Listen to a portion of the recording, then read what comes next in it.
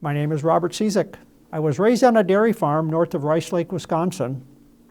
I served 4 years in the U.S. Navy as a communications specialist, 18 months in Vietnam. Educated as an engineer and graduated with my RF engineering license. I worked for 2 major corporations for 30 years and worked for the Cameron School District for 11 years, all in the communications field. I stopped working in 2014, went to Charis Bible College, and graduated in May 2016. I'm now retired with 2 children, 4 grandchildren, and enjoy teaching the Bible, American history, and our founding documents, Declaration of Independence, Constitution, and its amendments. I feel that my upbringing, education, and experience qualifies me to make sound decisions based on my values, the law, and residents' needs, which will enhance the quality of life in St. Croix County.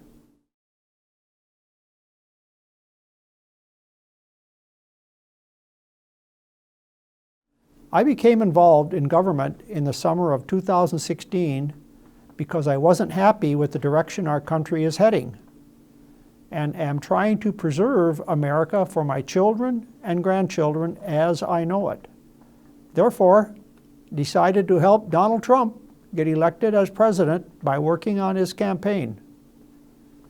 My values, education, and experience have developed skills necessary to gather facts, organize data, and reach conclusions based on data analysis, existing law, and citizens' needs. I wish to share my skills with the people of St. Croix County. Another thing, my Christian belief system holds me to the highest standards of integrity.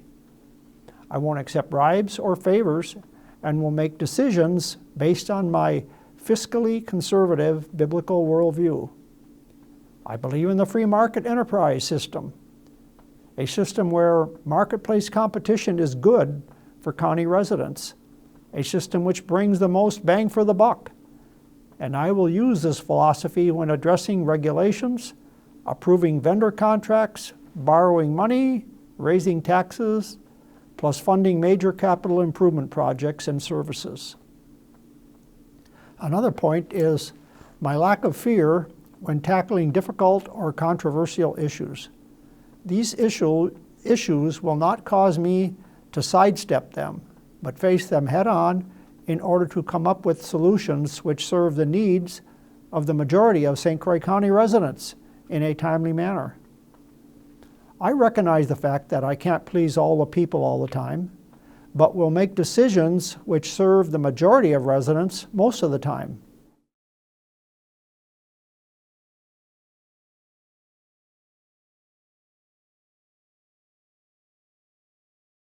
The budget. Spending has gotten out of control. In the last 6 years, the county has been in a tax and spend mode. Since 2015, spending has risen substantially every year. The operating budget is the portion paid by property tax. From 2014 to 2020, the budget grew by just over $34 million, almost a 50% increase. This is why the 5.91 tax increase was approved last year. County borrowing needs to stop. Since 2014, the county has borrowed just over $75.7 million. The debt service on these loans amounts to approximately $6 million per year. The countywide bike path project is estimated to cost over $100 million. Which would substantially increase borrowing. Fortunately, this project is on hold. But these kinds of budget-breaking spending proposals need to stop.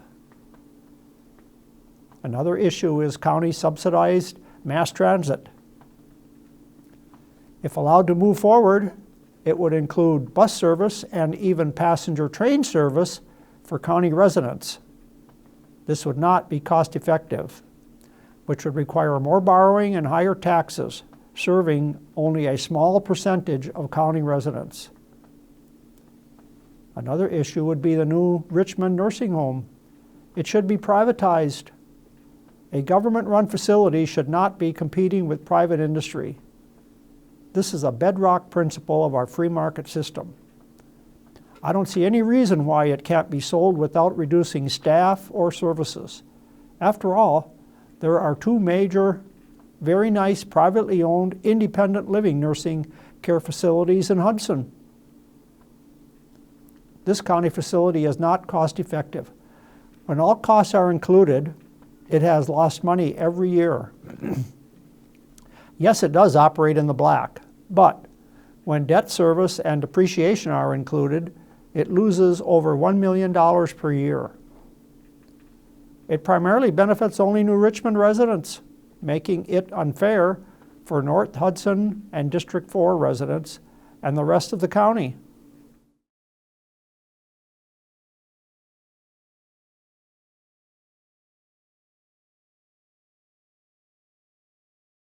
I'm sure there are some, but for all practical purposes, no. There's already pressure because of workforce supply. One county department, community development in particular, is having difficulty retaining staff. Out of necessity, the county is going to have to deploy strategies throughout to enhance productivity.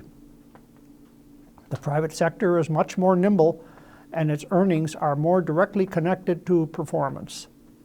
This does not come naturally to government, which is too comfortable with assured increases in revenue.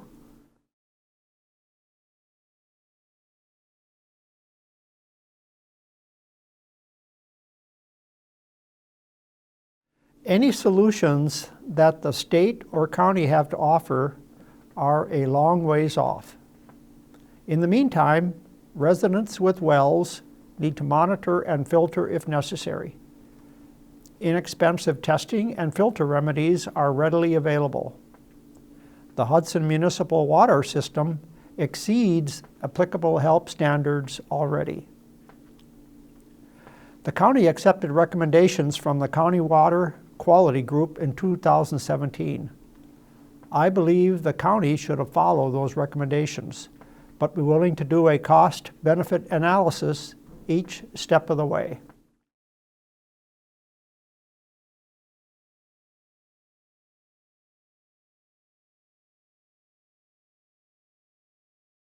Since our growth is lagging national numbers, our challenge is to provide opportunities for our homegrown workforce so that they stay here and prosper. Welcoming employees with reasonable regulations and lower taxes are the most important responsibilities we have at the county level. I believe the best formula is for keeping the county spending in check while still meeting the growing needs of county citizens.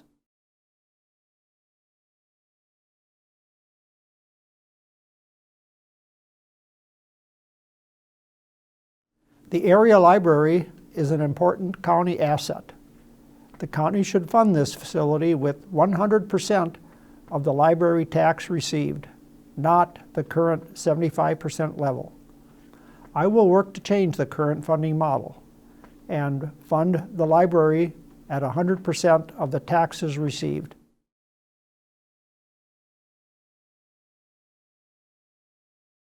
My philosophy about citizens' rights.